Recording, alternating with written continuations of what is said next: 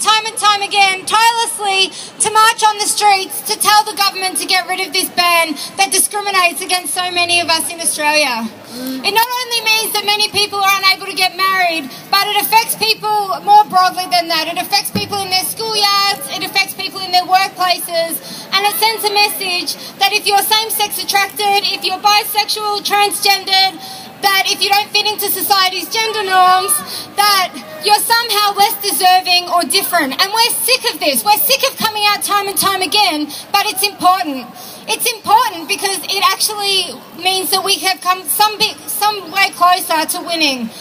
Not only does it mean by us coming out time and time again that we've seen the opinion polls change to support marriage equality. When the ban was first introduced what year was it? 8 years ago. It was something around 38% of Australians supported marriage equality, and now it's around the 78% mark. So that is fantastic, and that's thanks to you guys. And we've also seen, as Anthony mentioned earlier, that the Labor Party have finally changed their position to say they support marriage equality, but they haven't granted us our equal rights yet. So it's important that we keep doing what we can do best, and that is uniting our voices collectively, because on our own, our voices lay on deaf ears. So, no offence to the deaf community. And I think that so we need to unite our voices and be as loud and as passionate as we possibly can be to continue fighting until we get rid of discrimination in Australia today. As people have mentioned, I think nearly everybody's mentioned that Obama came out this week to support marriage equality, and it becomes embarrassing for people like Julia Gillard. But it puts that little bit of extra pressure on her. So it's fantastic that it's happened this week. As Louise said, in France, in the leader of France, the new leader, as well as in New Zealand, they've come out in support of marriage equality. So it just makes Julia Gillard look pretty silly. So we're out here today to make those politicians that don't support us look as silly as possible. So we need to be as loud and as passionate as we possibly can and keep coming out on the streets. And August actually marks the anniversary of the ban. And so guess what we're going to be doing in August? Any guesses? We're going to be coming out again to be marching on the streets of Melbourne to send a message that we're not going to go away. We're going to keep coming out and fighting until we're equal.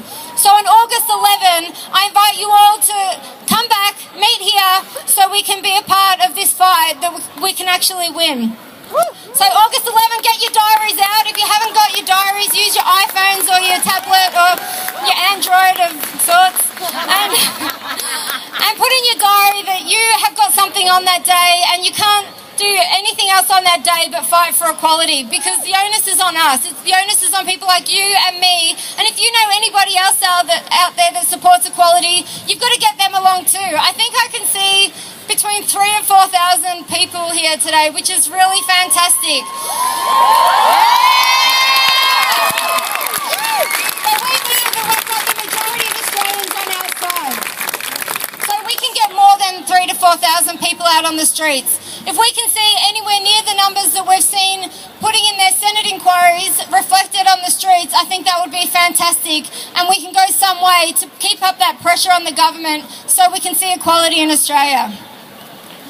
So I might end in a chant so we can practice using our voices collectively.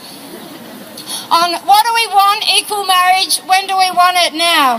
So what do we want? Equal marriage! When do we want it? Now! What do we want? Equal marriage! When do we want it? Now! I said, what do we want? Equal marriage! When do we want it? Now! What do we want? Equal marriage! When do we want it? Now! Fantastic. And